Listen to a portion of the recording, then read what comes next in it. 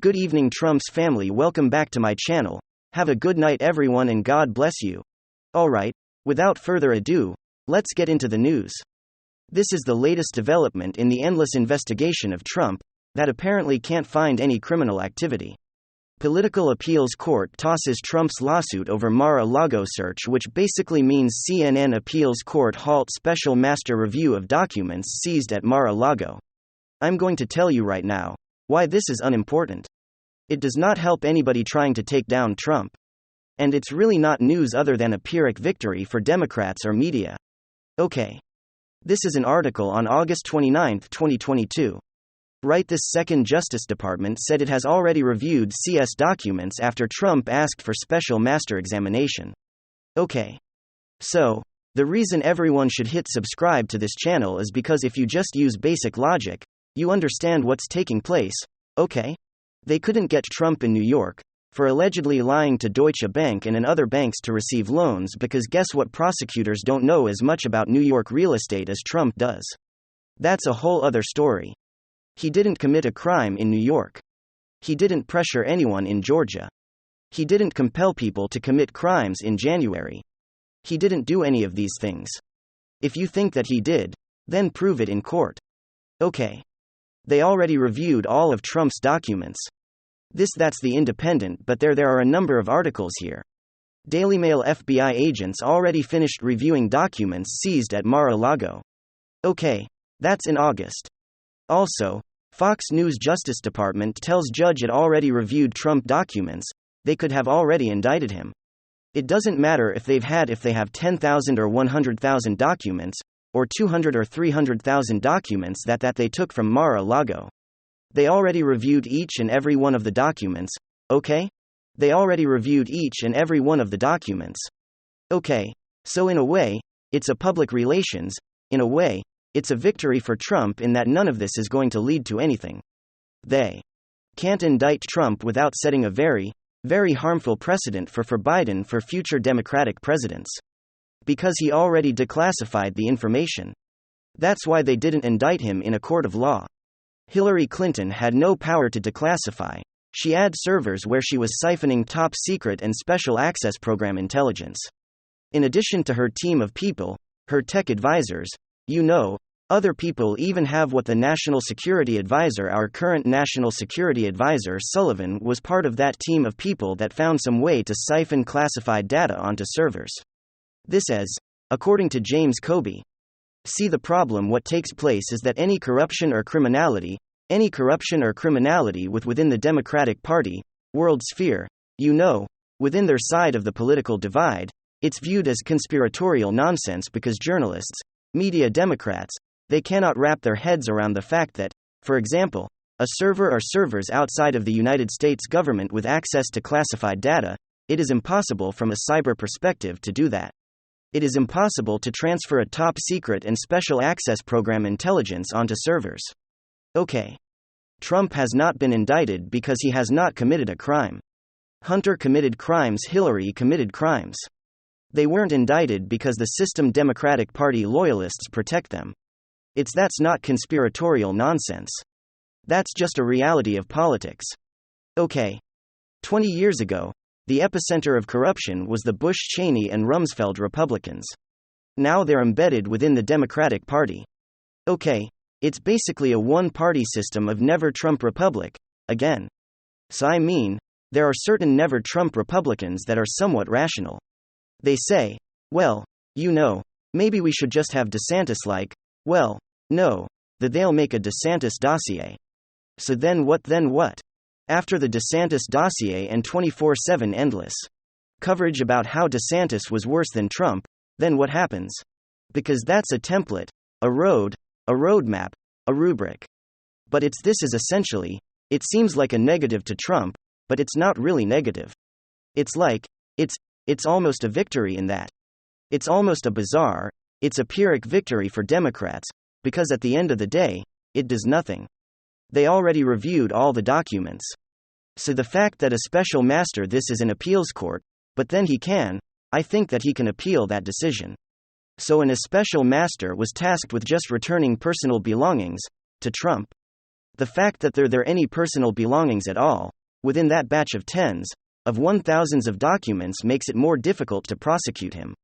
That's how Clinton got away with that. She put personal emails and top secret intel within the same server. But see, again, she had no right to do that. Okay, but again, I think that Hillary is going to be the 2024 nominee for the Democratic Party. I've been the only person on the planet saying this. I'm not right about everything, but you can see what's taking place with the economy. And I told you like crypto will tank, and it's tanking. Coinbase, Binance. All those Coinbase, Binance, Tether, they're all going to cease to exist, probably within 23. But you look, ladies and gentlemen, and it's not like this is completely meaningless.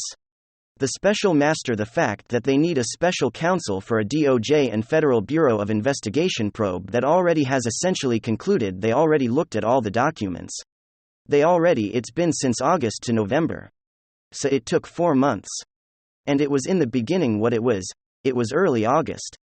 So you're looking at 4 months, over 4 months. You're looking at over 4 months of the DOJ and FBI having nothing on Trump. And here's the problem. There's like an article in a major publication today. And opinion piece for anyone who thinks that the January committee didn't give a sober analysis about how Trump compelled people to commit crimes is irrational and stupid. It's like no, actually the opposite is true. You don't have any evidence in a court of law. That's why 2 years ago in a court of law, Trump couldn't prove his claims in a court of law. None of the people from Trump Russia, from the Steele dossier to pressuring people in Georgia to even the first impeachment pressuring another country to investigate. And what Democrats do is they cloak their sensibilities. They use their sensibilities as a cloak or shield. Their cognitive dissonance is composed of morally superior, highly educated, liberal sensibilities, what they think is appropriate, what they think is just a right or civil or proper behavior, what they'll accept, what polite society will accept. They found a way to get their sensibilities in force. They used to do that every day on Twitter. And now they just are suspicious of Trump. So anything they accuse Trump of, it happened even though they can't prove in the court of law. But if Trump can prove something in a court of law, they're jumping for joy. And they're saying, oh, and democracy is at stake because he tried to undermine, democracy, reality, what they view as and then there they have denied. From the second Trump defeated Clinton, they denied his victory over Clinton, that they've never stopped denying Trump's legitimacy, or they called him illegitimate every day. The new Speaker of the House called Trump illegitimate every day when he was president. So you're talking about hypocrisy. This is about emotion. And now they've resorted now to name-calling. It's just the United States of America's political establishment has descended into a dysfunctional high school class wherever all the cool kids are picking on a person they don't like. About problem is the person they don't like isn't backing down for them. The problem is that he's not backing down. Some significant news, things aren't going very well for the Disney Corporation of late, to say the least, just days after Disney market shares dropped to the lowest value in nearly a decade, followed by the announcement of mass layoffs. Now what was supposed to be their big Thanksgiving movie, Strange World, a movie much touted by critics for featuring the first openly gay main character, has bombed the box office. It was so bad. It was Disney's second worst opening weekend ever. It crashed with a historically bad opening weekend. And when all said and done, it's projected to lose Disney upwards of $100 million. To make things even worse, the movie's future prospects are disproportionately bad precisely because Disney has chosen to skip upwards of 20 international markets where LGBT content is either banned or frowned upon. And that, of course, includes the whole of the Middle East, China, Malaysia, Indonesia, Pakistan, Turkey, Southeast Asia, virtually the whole of the African continent, and on Russia. Of course. It's just another way of saying, when all said and done, that this movie was an abject disaster. Now, of course, we're already seeing some gaslighting here. When liberal movie critic upset at the movie's failure tweeted out, quote, Disney is 100% going to blame Strange World's inevitable bad box office on the fact that there's an openly gay character in the movie, when in reality it's gonna flop because they didn't market it at all. They'll use this as an excuse to not have queer representative ever again. But podcaster Patrick Bet David has a very different perspective on that. Here's what he tweeted, quote, Took the kids to the movies today to watch a Disney cartoon called Strange World. Within 10 minutes of the movie, my 10-year-old son said, "Dad, I have no desire to watch this movie. Can we leave?" We left? The leaders at Disney have forgotten who the paying customer is now. I think we're starting to get the rub there. Though. I would add I don't remember any of my sons when they were 10 saying to me, "Father, I have no desire to watch this movie any longer." I needed Patrick to raise my kids. Also, even Jordan Peterson weighed in very much akin to what Patrick had to say. Peterson tweeted out the Variety article detailing the box office disaster with the comment, "Thank the stars above for the free market now." The fallout from this box office disaster's happening against the backdrop of Disney's shocking announcement that CEO Bob Chapek had indeed been fired and was being replaced by his predecessor, Bob Iger, who's being brought back here. It's no secret that Chapek went full woke. He thought it would be a good idea to pick a fight with Florida Governor Ron DeSantis over his signing of House Bill 1557, which was a parental rights bill that explicitly prevented teachers from engaging in sensitive discussions about LGBT issues with kindergarteners through third graders. Again, I want to stress that kindergarteners through third graders, it was and it remains very popular law on both ironically the left and the right. But Disney CEO Bob Chapek decided to go all in with the far left, the radical left that rebranded the Laws That Don't Say Gay law, claiming that it discriminated against Florida's LGBT community.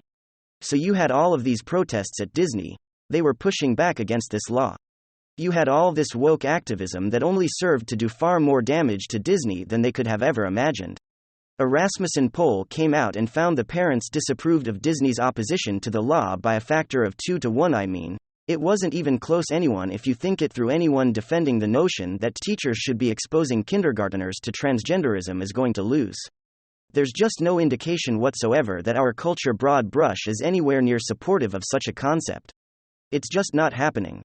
And then the Florida legislature turned around and retaliated against Disney for all of this. They officially stripped Disney of their self-governing power and special exempt status. And Florida, their market value dropped to its lowest level in over a decade. And now, of course, they've had to institute massive layoffs. So needless to say, Chapek as CEO is gone. But if Disney thinks that this is just a matter of personnel restructuring, they're in for a rude awakening. Something much too jeepers going on here that promises to possibly sink Disney once and for all.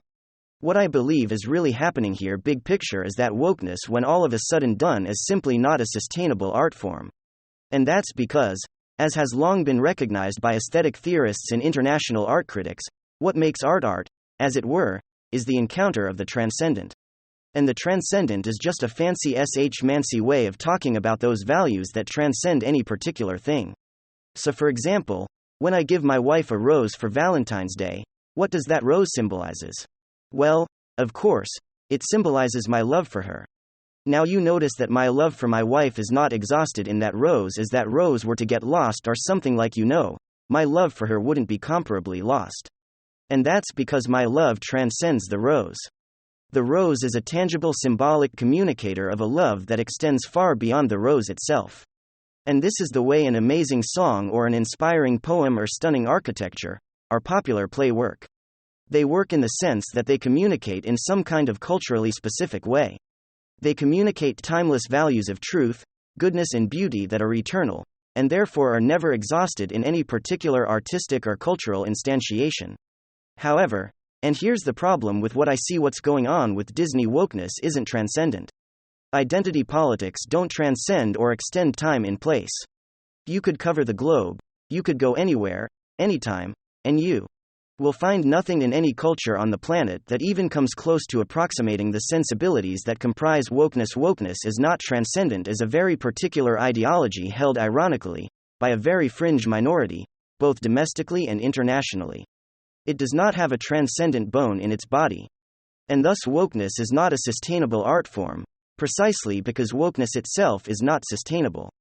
Wokeness is the brittle belief system of a tiny fringe minority who happen to exercise all the levers of cultural power. But in the end, it's all for naught. As Disney's implosion proves, their day of reckoning is indeed coming. The woke world is imploding. And with its sad chapter in the arts and entertainment is coming to an end. That's what I got for you guys. Hopefully you enjoyed it. If you did, make sure to leave a like and possibly subscribe to the channel. If you're up for it, I'm gonna get back to work. Thanks for watching.